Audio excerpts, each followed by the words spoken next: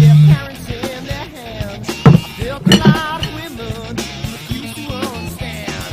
Well, I don't think I understand why we're We have making such a fuss. And I don't think I cell phone understand on the what's table. come of all of us. And I don't think I understand how it takes the world for granted. Hold on, the vibration. Guitar Players Planet.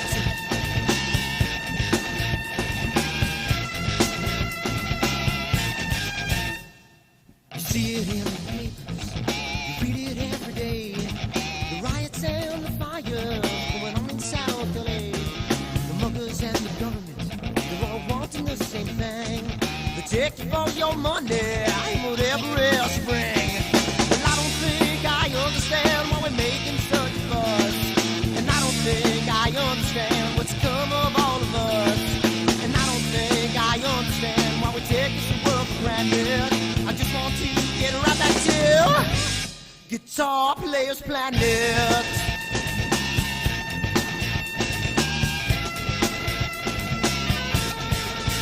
Take me.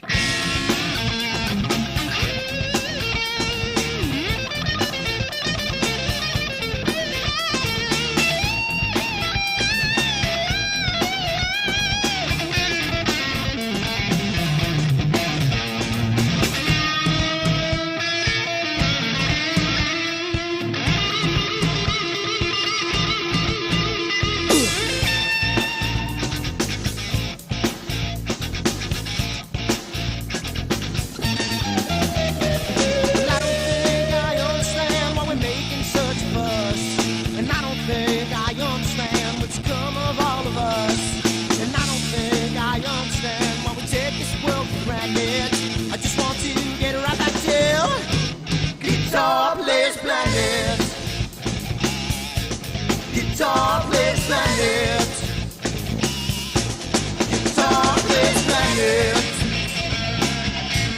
Guitar Players Planet.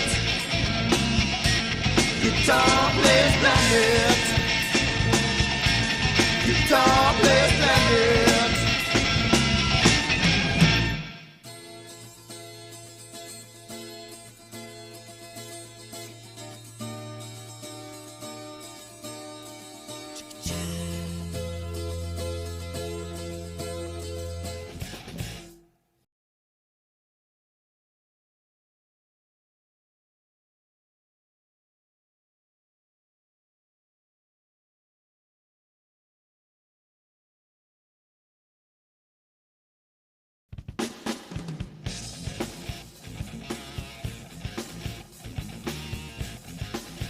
It's going live.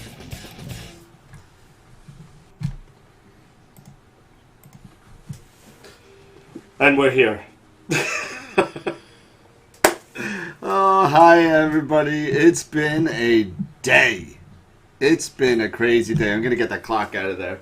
I apologize. Let me apologize before. I'm eating dinner. I just got home from work.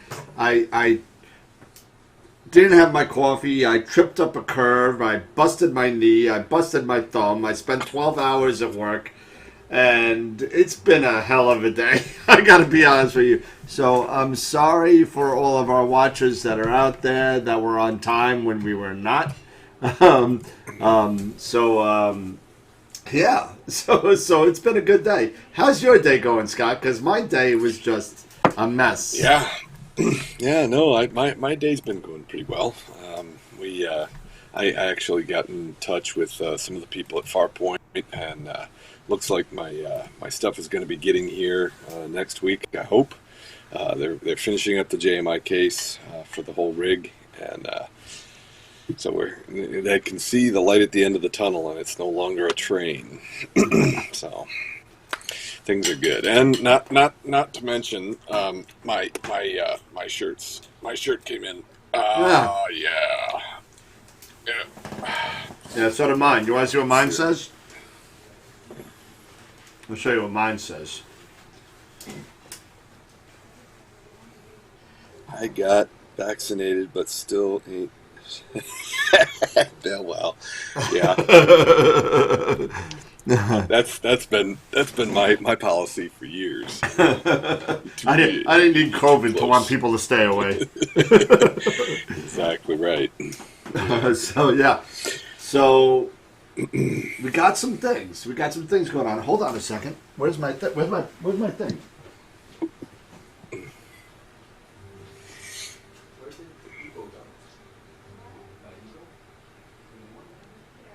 Oh yeah, he's got the new Eagle 3.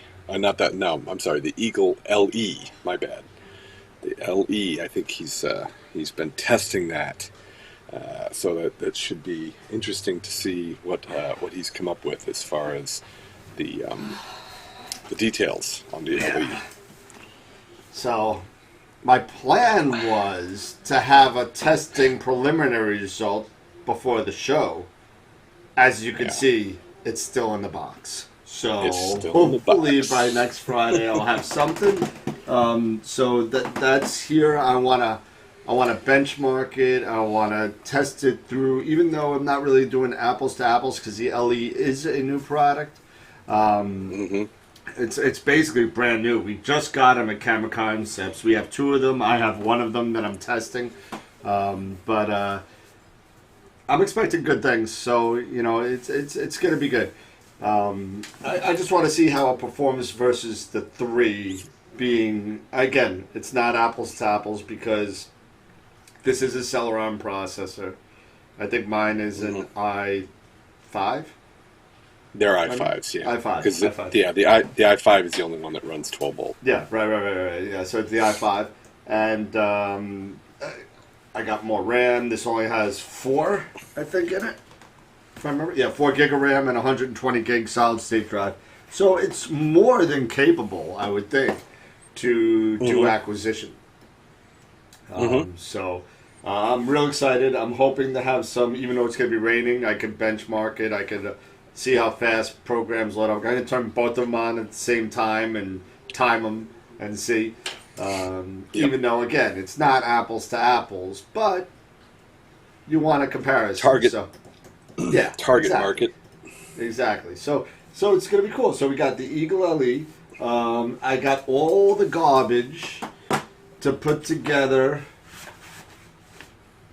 my 127. I got the rings. I got the super long 495 millimeter dovetail, and another dual clamp. So my Eagle could slide on that. This will go on the top of the rings.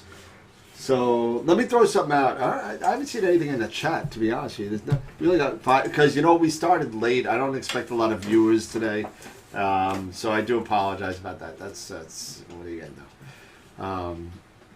But 5. We got 5. Average watch. We've been holding people for 2 minutes, so so they watch us for 2 minutes and then they leave. But I'm really excited on and I'm gonna throw this out to the 5 people that are watching. So for those of you that know my debacle with my telescope arsenal, I have the 127 Explore Scientific FCD 100, and now I have a 120 Esprit as well. So I was talking to a friend of mine who runs an observatory out on Long Island, and he's like, "Don't sell it. What is wrong with you? Keep it. Don't you have 2 mounts?" And I was like, "Yeah." He's like, "Well, take the Esprit and get your wide field, the 8 with the 840, and then take the 127 and get take the Esprit and get your color data, and take the Esprit, the 127 and get your luminance, and do both at the same time." Yeah. What's your FOV on? Are they similar? They're very similar, aren't they? Yeah, they're very similar. And they're both the same. I have 2 of the same cameras, so I got 2 4/3. There you go. So That's all I'm you like, need. do I need? Do I don't know. I guess I kind of, for time, that's one thing. It'll help out in the time, but I mean the cost. The cost is kind of killer. That's what I see. A lot of these guys, they'll set up dual rigs. I watched a guy put two 11-inch RASs, on a single mount. Oh, And he run LRGB on one and narrowband data on the other, or luminance data on the other. I mean, right. Sorry, I don't mean to. And RGB and then luminance, and run both of them at exactly the same time, acquisition wise. And it's crazy. It's a really cool looking setup. I mean, it's like the Jolly Green Giants, binoculars. It's a hell of a rig. Yeah, but here's the thing. We got Jim's Astro is online. Thank you. Hi, Jim. Jim and my buddy Frank from Long Island. Yep. He's on there. Actually, they're both from Long Island, I believe. Yep. I mean, and another guy was telling me, well, why didn't you get the ADM dual saddle? Mm-hmm. But I don't think... Yeah, but I got a 44-pound weight capacity. Yeah, exactly. I got a 20-whatever pound Esprit with the trimmings. And a, 18-pound FCD 127 carbon fiber on the other? Yeah. And that's bare naked. Yeah. Yeah, forget about the Eagle and stuff like that. You can't do that. It's going to be crazy. So I do have my Atlas that has come back from being hypertuned, and I haven't even tested that yet. I'm hoping it works. It might not even work. But I don't know. I don't know if I could. I don't know if I can afford keeping both of them. To be honest with you. Yeah. Yep. Because it's like that wiped out my whole Camera Concepts credit line.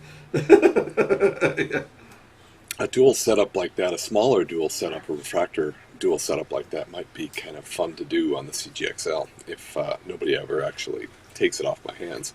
Yeah. Doing a setup like that.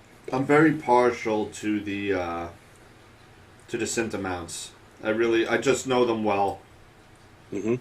And I've been using them for 20 years. And I know EQ Ascom. I know, so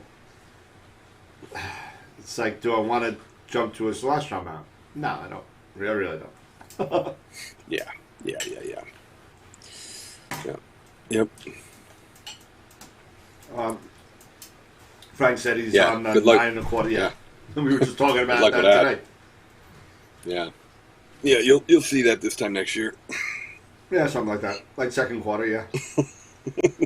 Yep. As a matter of fact, Eric bought the 8 Edge that I have in the store. Oh, did he? Yep. Yeah. That lasted in the store 2 days. Yeah. We got it Thursday. Actually, one day. Thursday we got it. Yep. Yeah. So the 9 1/4 Edgeless, that's probably March to May, somewhere around now. Mm-hmm. Next year. Yeah. Although I gotta say that Celestron's been saying dates out there, and they've been overperforming. So if they recently, I'm not saying this is for future shipments, but as of the last couple of shipments, I've been getting shipments in over the past couple of days that they were saying August. Yeah. So we're getting things. It's coming a little quicker. So, yeah, it's probably pretty smart as well. If they are actually able to get stuff faster, to people than to I think I would rather be expecting it 6 months out, 8 months out, and get it 4 months out. Yeah, than to expect it 4 months out and get it 8 months out. Unless you're like me and you pay for both telescopes and get them within a week of each other, thinking one's going to be Christmas. Uh-huh. What are you going to do? Yeah. What are you going to do? Yeah. But. Well. God. So we got some. So what you and I have been talking a little bit about the Star Party. The totally unofficial, unsanctioned AstroWorld Star Party. Way to commit, soldier. Hey, listen. Last thing I want is somebody tripping in the field at night and suing me. So that's not saying that anybody would do that, but I'm just saying it'll be a group of us that are on the show that are like-minded that want to go. Will go, and it's no. Yep. We're not doing selling anything. We're not promoting anything. We're just going and we're gonna have a good time, and that's it. So it looks swim at your own risk. Yeah, exactly. So we're looking. I think we were looking at the 5th, 6th, 7th, the first weekend. First week. Yeah, the first weekend in August is, and again, remember this is going to be a moving target based on the weather. So it's not like it's going to be a week and then we go all week. We're going to pick the best 2 or 3 days and jet over there. Well, Scott's only got to drive an hour and a half, but I mean, I got 6 hours. So yeah, that's a little more of a commitment. I can make it to my mother-in-law's house in D.C. before I hit Cherry Springs. Yeah. And I may actually be coming with just myself, maybe my son. I don't know. I don't think that we'll be able to bring the whole family because we've got dogs and bring the dogs. They don't allow dogs on the property. What are you talking about? Cherry Springs? Yeah, it's on their website. Are you sure? Correct me if I'm wrong. No, for a star party, they won't. Like if it's a sanctioned star party, you might want to check because I know that Jeff had his dog there. Okay. Every year. I can call down there and make doubly sure because I don't want to drive all the way there and then find out, hey, you can't. No. Call them up. Call them up or send them an email and say, hey, I got a small dog. Can we bring him? Tom Bramwell just jumped on, so you missed it, Tom. You missed it. It is. We were talking about the LE, so I'm testing the LE. I swiped this off the shelf, and we're gonna see what it does. It's gonna be a good test for people that are looking for an entry level acquisition computer. Yeah, I mean, here you go. There's a price tag. Can you see it? Mm-hmm. Raise it up right there. 845. Got it right there. Yeah, that's you can't go wrong. And you can put it's a Windows 10. You can put anything you want on it. You're not stuck with anybody that you don't want to be stuck with. Oh, don't worry, Tom, because I'm going to be calling you this week because not only do I have the LE, but I finally got all the parts and pieces to put on the Asado. So you're going to get a call. So, especially with the calibration. I did some reading on it, but we'll see. Tom, I hope I'm wrong about the dog thing at Cherry Springs. I know that I saw that on their website. I know that the people had dogs. I know that they did. Oh, that'd be awesome. I mean, if that's the case, then we're golden. We're good. So, but I'll double check on it. Sorry, guys. It's been a rough day. I'm eating dinner. Sorry. Yeah, he literally just got home. He texted me, I'm 3 minutes out. Yeah, and that was at 7:56. Yeah.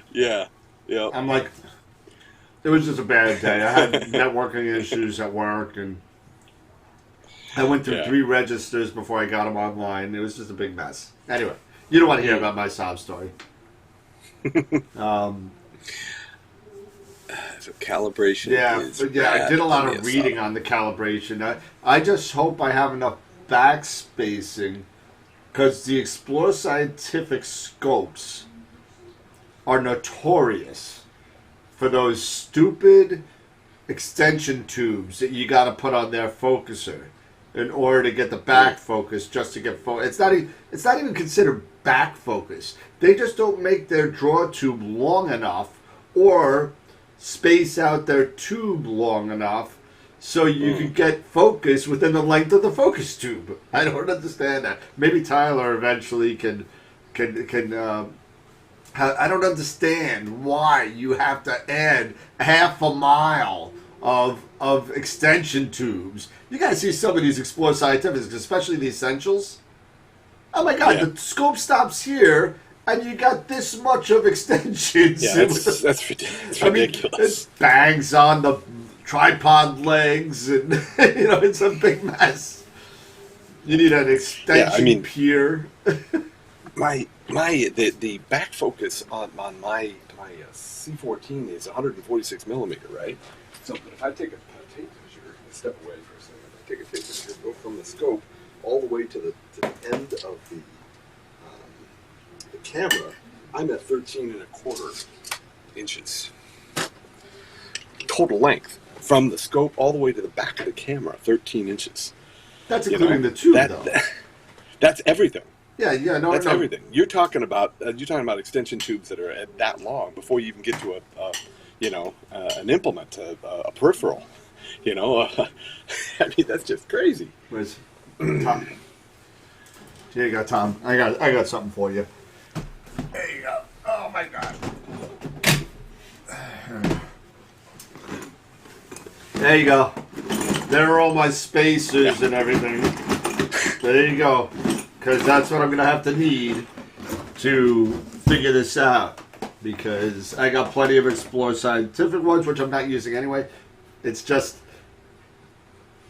I just got to figure out... I don't know. We'll figure it out. It's okay. I'm just talking garbage. That may not be enough, he said. Dude, I got like 18 inches of them.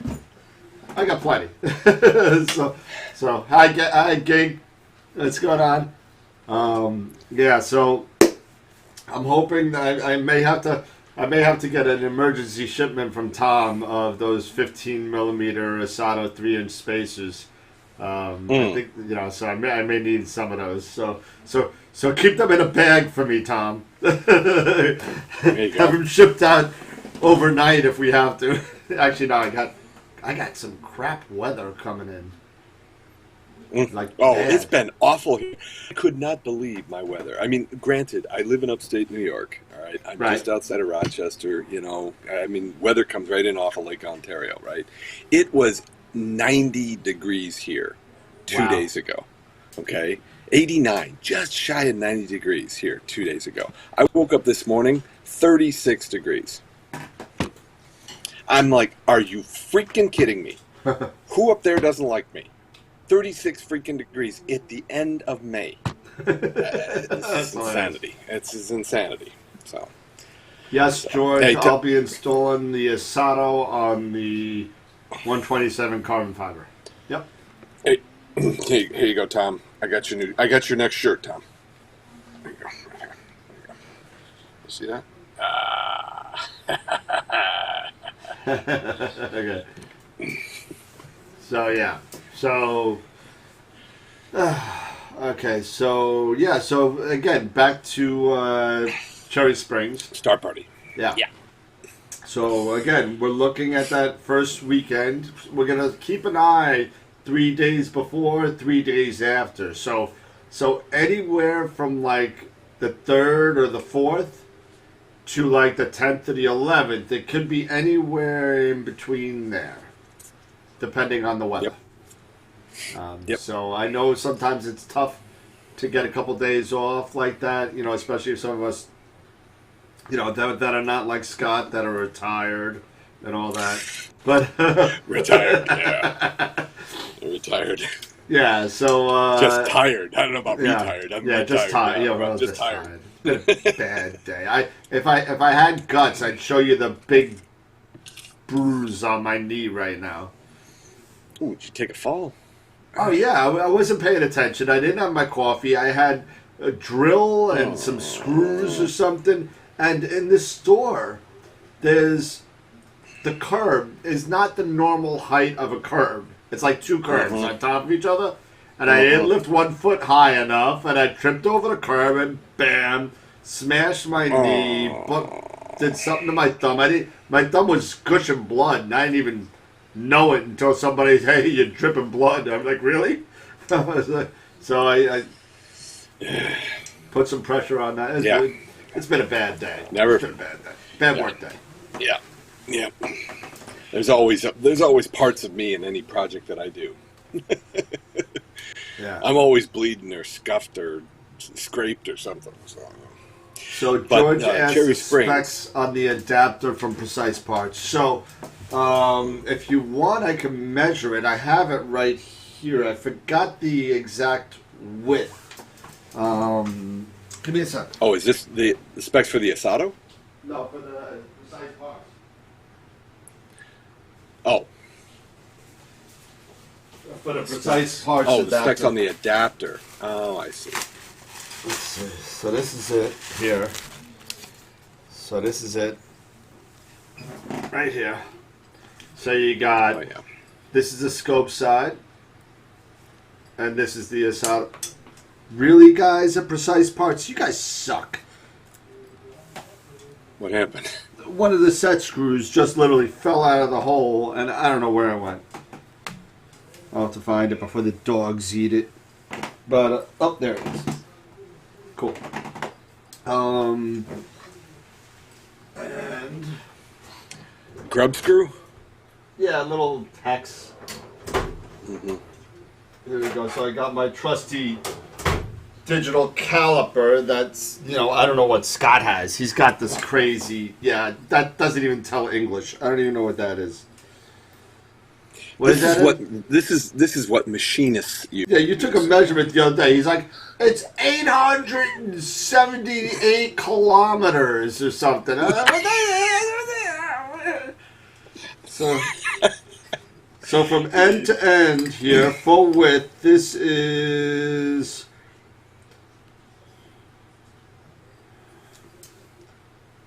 about 35 millimeters. Yeah. So that's what I got for this, and I'm hoping it works, because if I got to spend another $200 at Precise Parts to get something a little bit longer, I'm going to be upset. Mm-hmm. I'm going to be upset. So we'll see. I'll let you know if it Fortunately. works. Yeah, they think that. I guess you heard me yelling at. I found the grub screw. The dog didn't eat it. I didn't have to search through poop or anything, but they're there.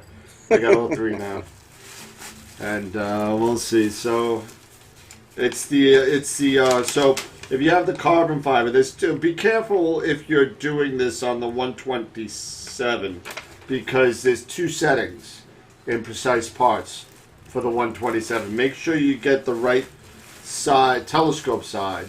One's a female, one's a male. So for the carbon fiber, it was female. So there we go. That's for tomorrow.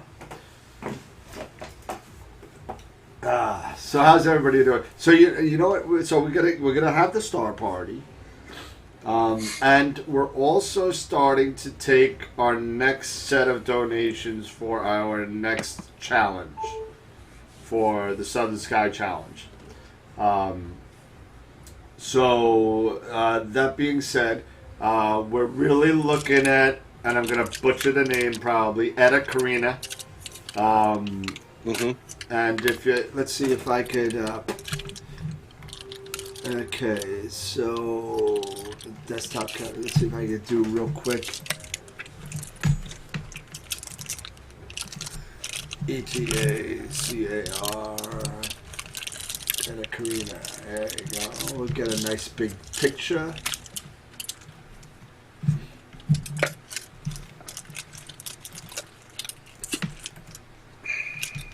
And Yeah, it's a beautiful object. And display 2. There we go. Okay, here we go. And that's Etta Karina.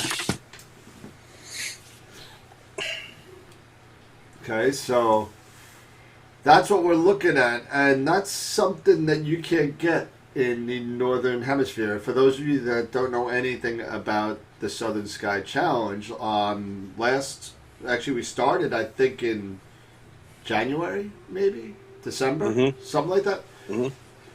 And it took a while to get to, we got about 6 hours worth of data, but everybody donated a little bit here, a little bit there, and we were able to get some good data. And tonight, and I think I said at the last show that we had that we had 4 entrants, and apparently it was 1 entrance submitted twice, so it's only 3. So for those of you that sent something in, you're winning something tonight because we have 3 prizes and we have 3 entrants. So you're all winning some tonight. So that's gonna be good. But our next project is gonna be this guy, Etta Karine, and hopefully we could get some people, and you could donate whatever you want at PayPal at AstroWorldWeb.com. And you could do that. You could minimum donation of like $20, let's say, but the more the better. You know, all of the monies go to data acquisition.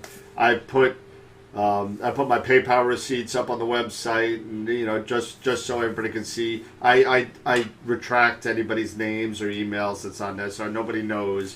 It's just a date and the amount, yeah. So that, you know, and I also post the statement from, and for this one we're going to be using iTelescope for a change of pace, and so we're going to be using them, and we're going to talk on Wednesday night on what telescope do we want to use from iTelescope, because there is quite a bit. Could always just, you know, pay to send me to Chile. I'll set up my 14 down there. Who? Yeah. Me? Me? No, With me. what? Who Send am I me gonna- down there. I'll go down there. You can go down there whenever you want. Go right ahead. You're not getting a nickel from me. but I'm telling you, I mean, you know, it's interesting that I think it was funny that we had 13 people that actually donated for the data, and we only had 3 people that submitted pictures for the and we're gonna save that at 9:05. We're going to we're gonna put the pictures up. Actually, you know what I'll do? I'll put the pictures up now. And what's Tyler's drinking apparently. Oh my God, that's crazy. But he's got this cup, like it looks like a Lynchburg lemonade. It's like this big. But You see, I gotta look now. So, God, Lord, yeah. so I'm gonna put the 3 pictures up. Actually, I'm gonna have to do it on this one because I need the real estate. So I'm gonna put the 3 pictures up so everybody could see the entrance. And display 1, quick play, and there we go. So there are the 3 entrants. You got 1 in the bottom middle, you got 2 at the top left, and you got 3 at the top right. Now, I'm going to throw this out there to the membership that's watching, the 10 people, and rank these guys, meaning 1 in the bottom middle, 2 in the top left, 3 in the top right, and tell me what rankings you have for who's first place, who's second place, who's third place. How about that? And then Scott gets a vote too, because he already told me his vote, because I'm the one that knows the names of the people that, so I took myself out of the judging because I know who they came from. But I want to get the judgment of the viewership as well. So feel free to put 3 numbers in the chat, either in Facebook, YouTube, whatever. I'm watching them both. And so 3 numbers. If you want, number 2 is first place, 3 is second place, 1 is third place, you'd be 2, 3, 1. Very simple. Yep. And I'll put this back up in 2 more seconds. But There we go. So, Can you orientate the pictures so that they're all in the same orientation? oh yeah, absolutely, I can. Yes, sure. Give me 1 second. If the low center one is your key, the upper left needs to go counterclockwise. The right needs to go. Image, geometry, image.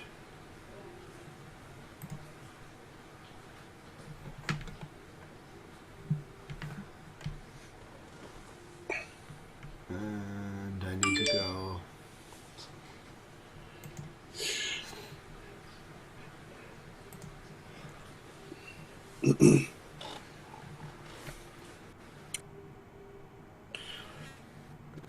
We are considering going to the Star Party, our unofficial Star Party at Cherry Springs. One of the things that they are big on there is no white light.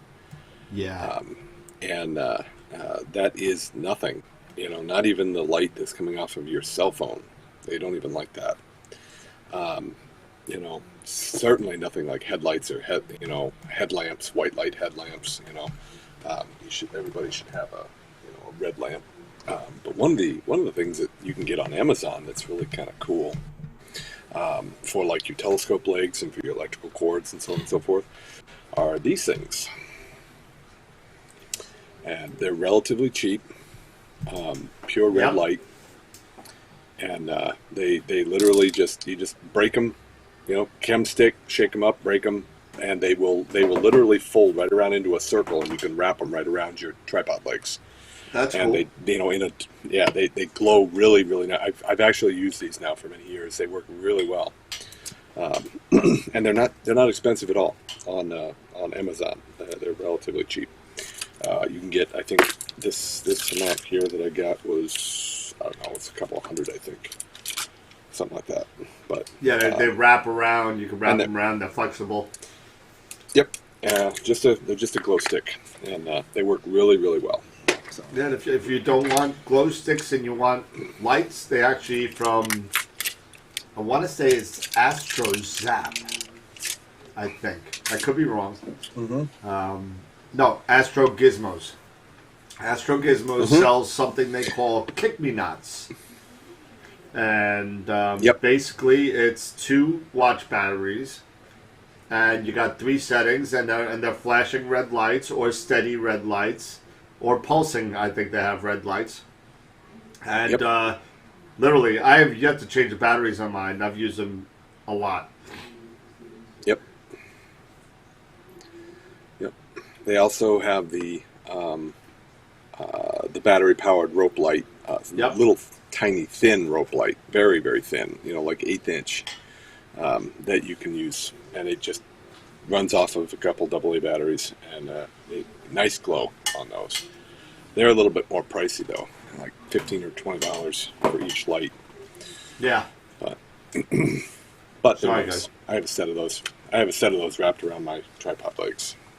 For my XL. So let's see, Alex.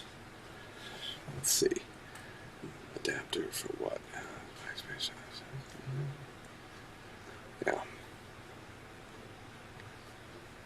Yeah. Adapter for what? If it's backspace, I can do that from a photo. Hey, Tom, mind if I send over a picture of my... Oh, that's what it is. I get your advice on the adapter size. Tom, he's actually talking about from the back of the tube to the AstroWorld, the spacing of that adapter to the AstroWorld. And I'll tell you right now, I mean, I'm going to put this on tomorrow, George. So I'll let you know if I can get focused.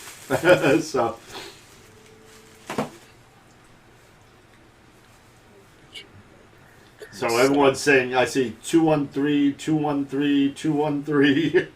You said 213 also, Scott, if I remember right. And I'll put the pictures back up again as well. Because I did orientate them all the same.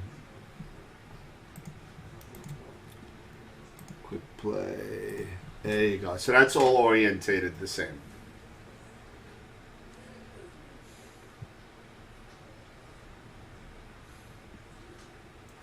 So, number 1 is this one with the red. Mm-hmm. Number 2 is this one with the green. And number 3 is this one with the little combo of both. So, from what people are saying, they're saying this green one here is the first place. This red one is second place, and this is third place. So,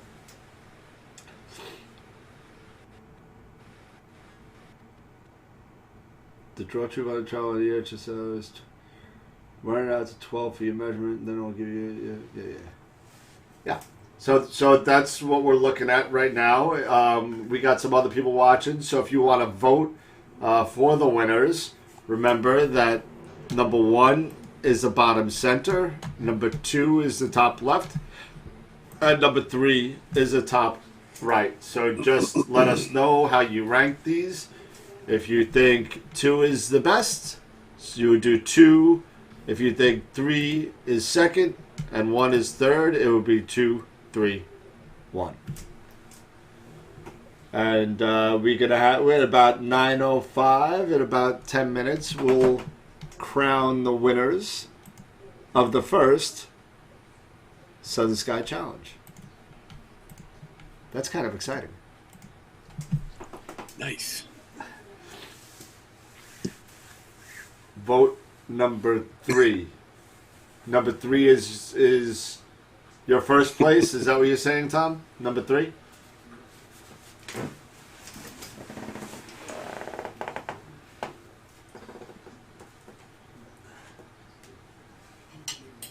I'm gonna have another piece of my, I don't know, wrap thing.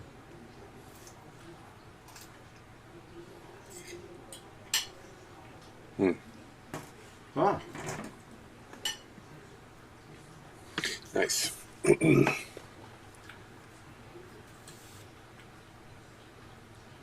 Cool. All right, good. Sorry, I had to eat something. I was working all day. I apologize. I usually don't do this live, but I'm sorry. 3, 2, 1 for Tom.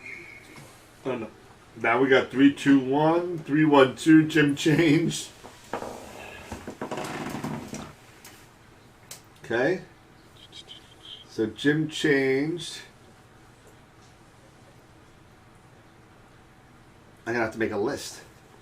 Mm-hmm. So it looks like we got 3.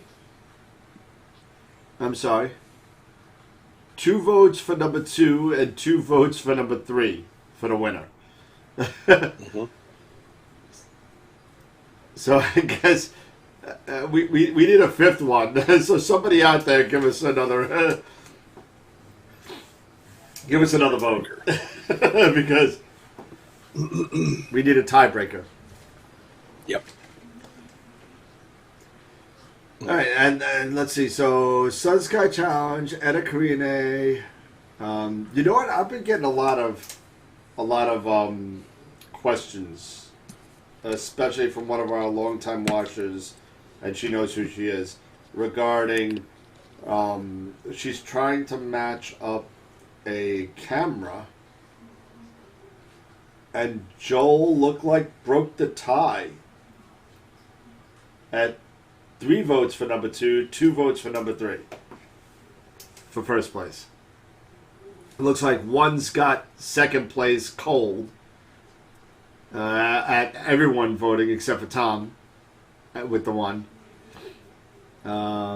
So right now it stands 2-3-1 right now. 2-3-1 is where it stands right now until we get another vote. If anyone, thank you, Joel, for voting. Appreciate it. Thanks for watching. But I've been getting a lot of questions regarding how to match. This person is trying to match up a camera that fits an arsenal of different types of telescopes. Anything from a 180 Mac to a 102 refractor to an 8 SE. One camera. And that's going to be tough. Because the odds are you're going to be oversampling on That's something. exactly what I was thinking. You're going to oversample on something. And oversampling, unfortunately, is something that's very hard, if not impossible, to correct. Undersampling, on the other side, if you're slightly undersampled and got these blocky stars, you can fix that as long as you have well dithered, and I'm using that term from Ron Breacher because he says this all the time, well dithered pictures. And what dithering does is that if you're dithering like I do at every frame, I dither every frame. Yeah.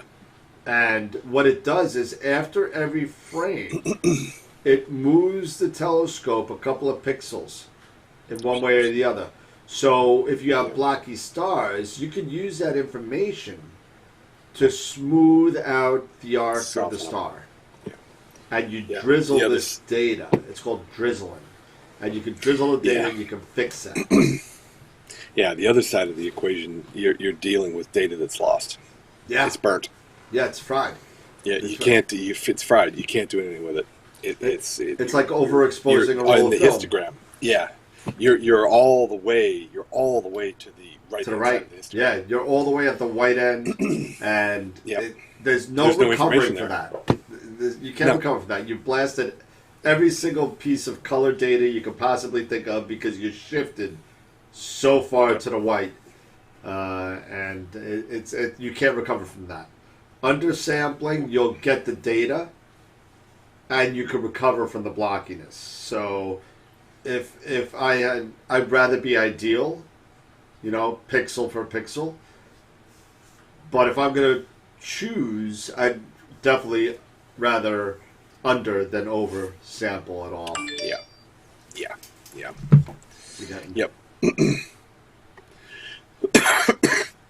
Yeah, that's like in anything with imaging. You have to... One of the biggest mistakes that people make early on in any imaging career, doesn't matter what you're doing, is that they rely too heavily on the LCD or the LED screen. It's on the back of their camera or whatever, right? That they rely too heavily on that. And I the only thing I use that for is composition. That's it. I don't use that for color or anything. Nothing. Yeah. I when it comes to that, I use the histogram. I'll page right over on my Nikon. I go right to that histogram, and I look at that.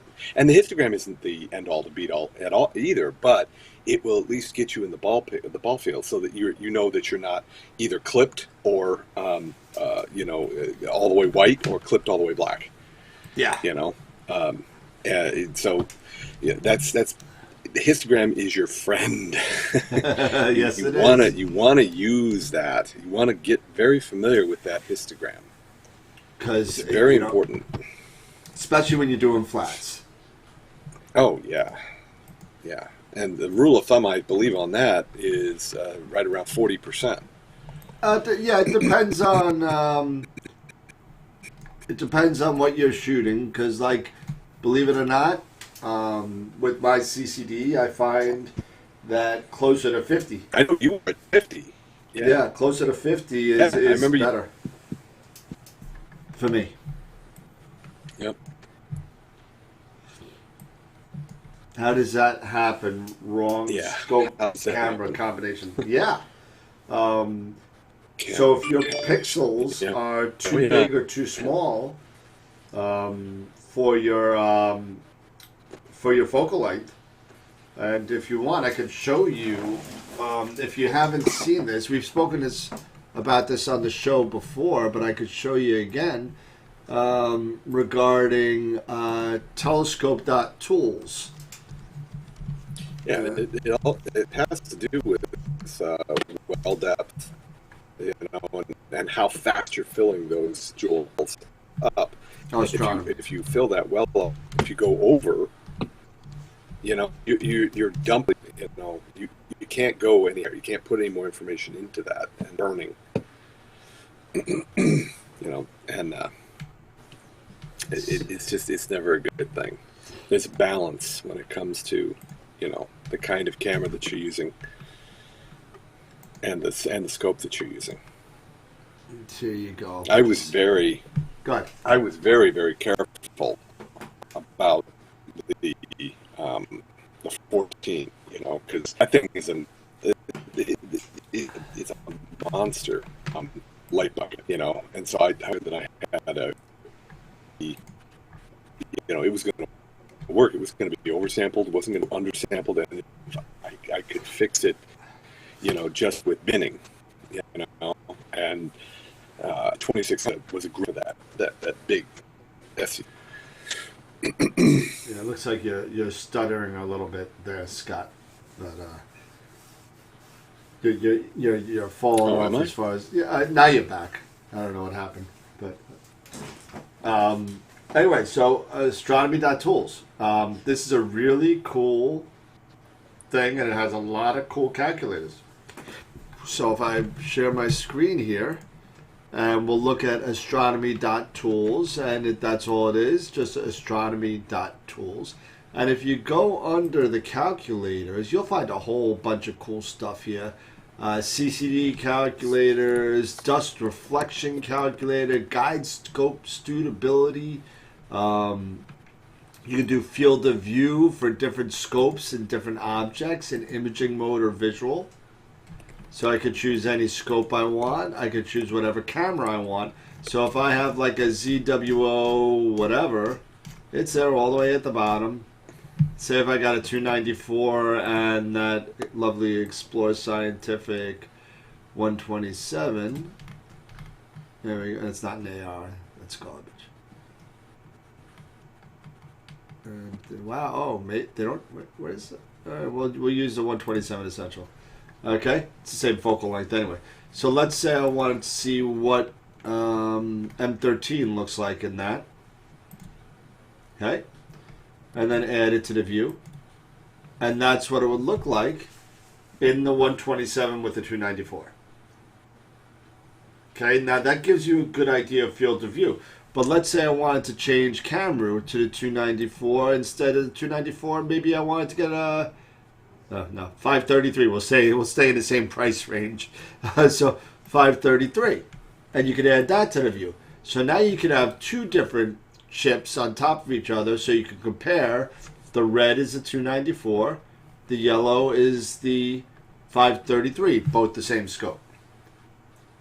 So that's one of the things you can start to look at as far as when you're really kind of wondering what's going to fit in your chip. A really good thing to look at is because it's so big. And I show a lot of people this all the time, the Andromeda Galaxy. And here you go. So without a reducer, I'm not fitting with a 294, the Andromeda Galaxy, in the 127. Too much focal length. Now, if I wanted to add a reducer, I could, just by doing this, and then add to view. And now with that, that's with the 533. Let's see what it looks like with the 294. So with the 294 and a 0.7 reducer, I could almost fit it if I angle it a little differently. Could almost fit it. But is the 127 the right scope for this object? That's what you got to think of. Does that make sense, Scott? I would. I can get parts of Andromeda, with my team, but in order to get the whole, I need to use my Hyperstar. And even with the Hyperstar at 715 millimeter, I'm very close to the edge of the frame. Yeah. Yeah. But so now, if I would use my 80. Let's see if we'll just use the Explorer because it's probably close by. There's the 80. Add that to the view with a 0.7 reducer and the same 294. And look at how much I can fit. So is that a better, even without the reducer, if I just go native, now it's the blue one. Now I'm adding a whole bunch of stuff here, but now it's the blue one, the 294 and the 80, which is what I have now. And I can fit that pretty much. I might miss a little bit of the edges. But that's the first thing. So that's the first thing that I wanted to kind of go over. Let me go back and see. Oh, I was getting to that, George. I was getting to the mosaics. Way around. What's that? Yeah, I was that. I was just gonna, but I said the way. Scott, your internet's dying on me. What up? Okay, so the real thing that I wanted to look at was the CCD suitability. And this is where it tells whether you're going to be undersampling or oversampling. For example, let's talk about the example that we were talking about before. A friend of mine wanted to take a look at it's a GSO Maxitav. No, is it a GSO? Where is it? Where's the Max? Yeah, well, you use this one, 150 Mac. 150 Mac, and she's looking at a 294. Okay. Okay, here you go. Now, without a Barlow or reducer, she is going to be slight oversampling, which is not going to be great. I mean, it's a very small oversampling. It's not that bad. But if you take that camera and use it for her Zenith Star, William Optics is down here, and she had the Zenith Star 71. Yeah, 71. Now we're talking. Okay, slight undersampling, but you could fix that. You Right. can't fix being down here in the blue and the purple. You can't fix that. Very slightly, if you're just in this area here, is okay.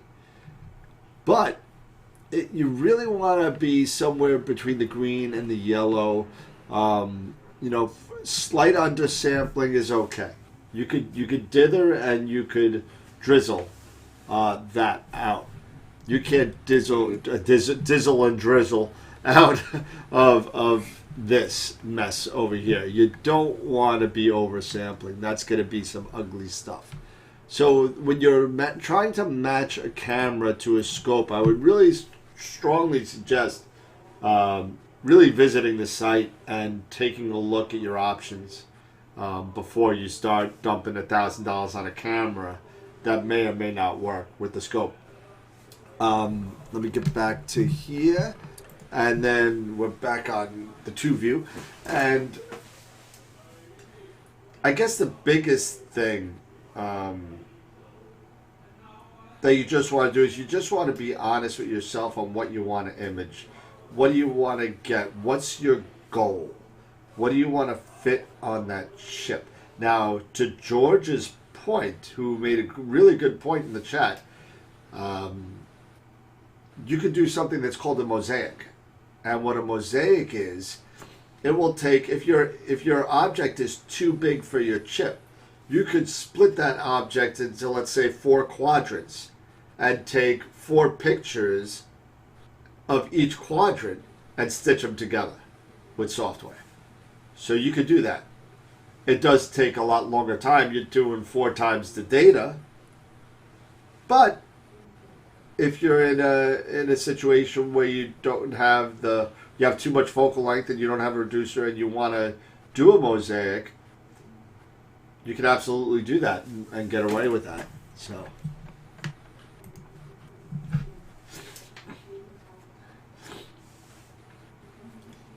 Peace out, peeps, clear skies. Tom, good to see you. Mark, yeah, you missed everything.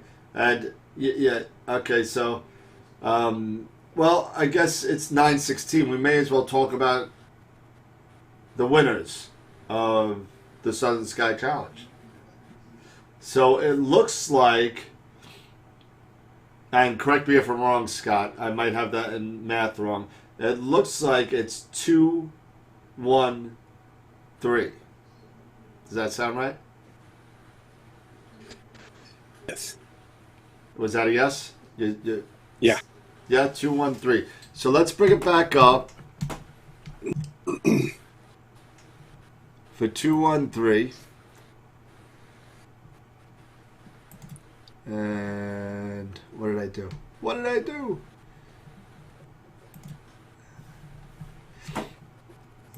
And display 1.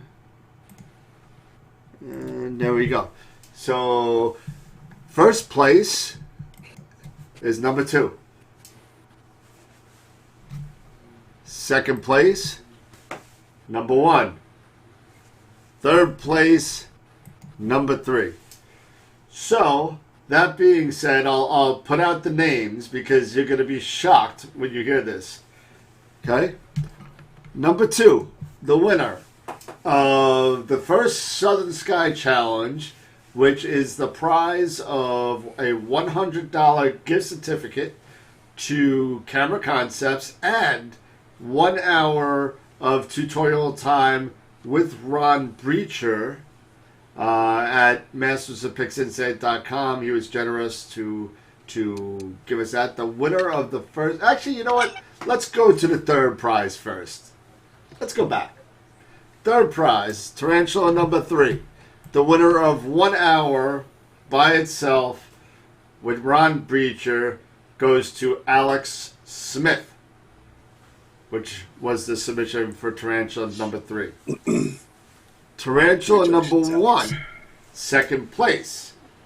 The winner of a $100 gift certificate to Explore Scientific goes to Sean Nielsen.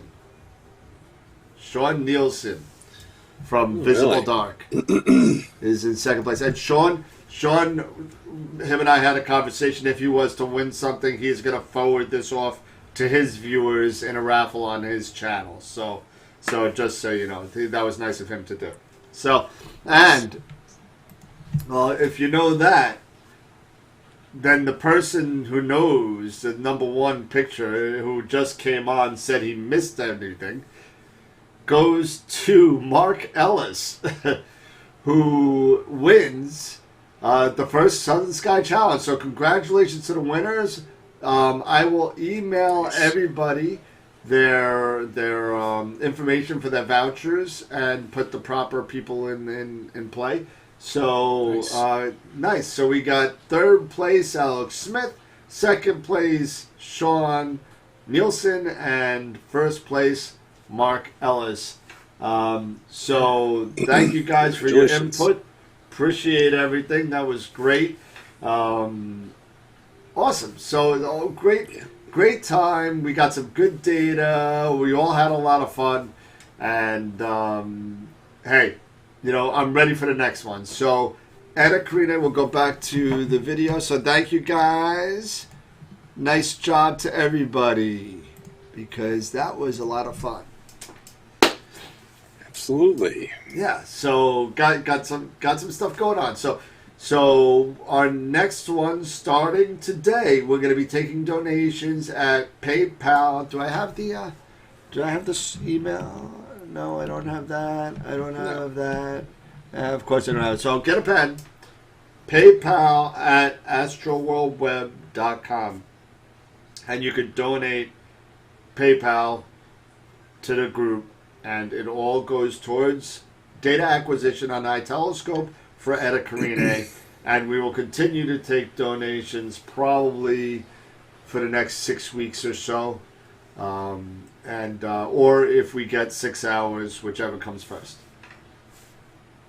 So that's what we're going to do. And we're going to have some sort of telescope from somewhere in the southern hemisphere and get some data of Etta Karine. And the third one is going to be the Dragons of Ara. And everybody wanted that last year when we started talking about it. It's an awesome nebula, and it's going to be a lot of fun. So maybe put up the different telescopes that are optional, that are options for shooting. And people Yeah, we're gonna actually on Wednesday we're gonna go over and we'll show Nice. through iTelescope what they have and we'll figure out which one, just like we did with this one. Beautiful. And, yeah. So Cherry Springs, first week in August. Southern Sky Challenge number 2. Watch out for the website. I'll put updated stuff on the website this week, and I'll put the winners on the website this week. So thank you guys. Congratulations to Mark, to Sean, and to Alex. Great job to everybody. Way to go, guys. And I think that's all I got for tonight. You got anything, there, Scott? No, I'm hoping that next week we'll have new equipment to be able to discuss and talk about. And I got the Eagle. I got a bunch of stuff. I'm gonna have a bunch of stuff to talk about next week.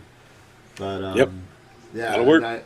hopefully we'll have some imaging too. So I'm actually I also took up Ron Breacher on tour. I have some time in the bank with him. So I'm gonna take a 2-hour session with him on Sunday. So nice. it's nice to, he keeps me on my toes. Yeah, absolutely. So Absolutely. all right. Okay. Sounds good. All right, so guys, thank you for watching. I appreciate you being patient with me being late. It was horrible, I know. Sorry you had to watch me eat, too.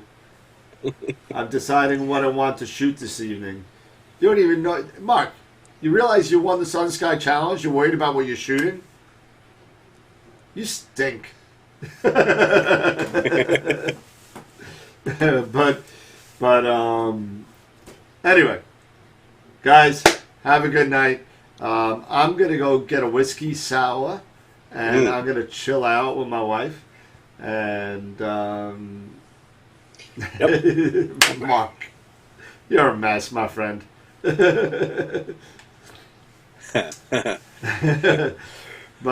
yeah, so that being said, have a good night, everybody. Okay. And what is the closing on this thing? It's too far away. Closing, opening. I can't find it. There it is.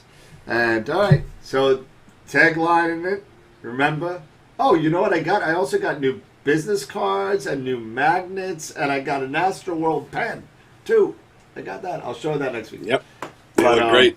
Yeah. So thanks, guys, again. Appreciate it. Have a good night. And remember, keep imaging, keep educating, and clear skies. And we'll see you next week, Wednesday and Friday. Wednesday at 9 and Friday at 8. All right? And Peace. I'll see you guys Clear later. skies. Have a good night and clear skies. Bye-bye. Bye for now.